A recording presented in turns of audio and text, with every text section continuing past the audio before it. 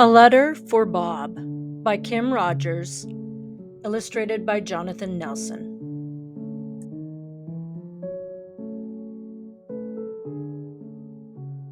Dear Bob, Mom and Dad told me about the day they bought you at the dealership when I was a baby. Everyone was so excited, and I giggled in my car seat.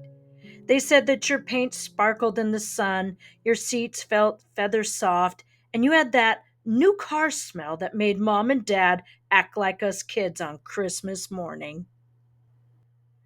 Every car deserves a name, so when I could talk, I called you Bob. Bob stuck with the rest of the family, too. It fit. Strong, fun, trustworthy. Bob.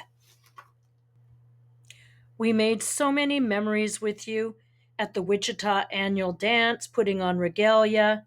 You were near when I danced my very first tiny tots. And a few years later, when I ate too much fry bread at the Indian Hills powwow, and well, you didn't seem to mind. Sorry about that. And the other stuff we spilled, or splashed, or dropped. Sorry about that, too. On our vacation from Oklahoma to Grand Teton, when we spotted the moose in the bristly sagebrush, Mom yelled, "Get in the car now!" And you sped away so fast. Then you took us to Yellowstone, where Old Faithful shot up to the sky, right on schedule. You brought us there and back all in one piece. You drove us to visit Aga in the Smoky Mountains, which the Cherokees call Shawkon before she got sick. You were close when she watched us at Sliding Rock. The water was so cold it took our breath away. Dad had said, "The water is just fine." Brr, grr. He thought that was so funny. You were there when we walked down to Looking Glass Falls. That was the day Grandma last remembered things about Grandpa. We stood in the spot where they had had their very first date. You got us to Casey's baseball games and Abby's lacrosse tournaments and the Oklahoma State Fair, to school, to the library, to friends' houses, and to the dog park with Max.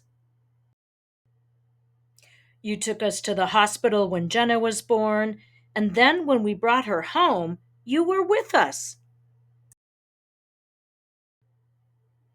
You drove us to show Jenna off at Aunt Deirdre's house, where all the cousins gathered around to celebrate her birth when with Indian tacos and strawberry cake.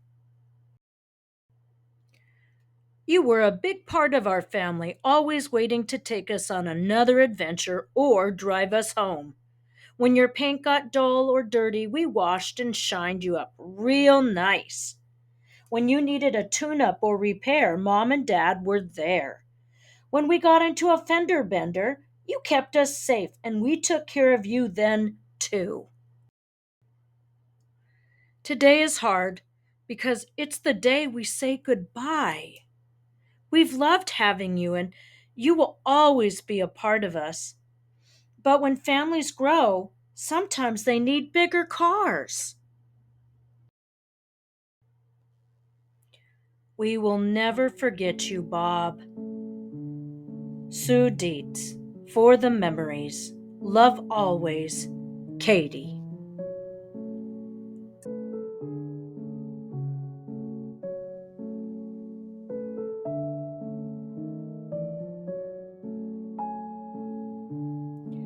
If you liked A Letter for Bob, you may want to read other books written by Kim Rogers.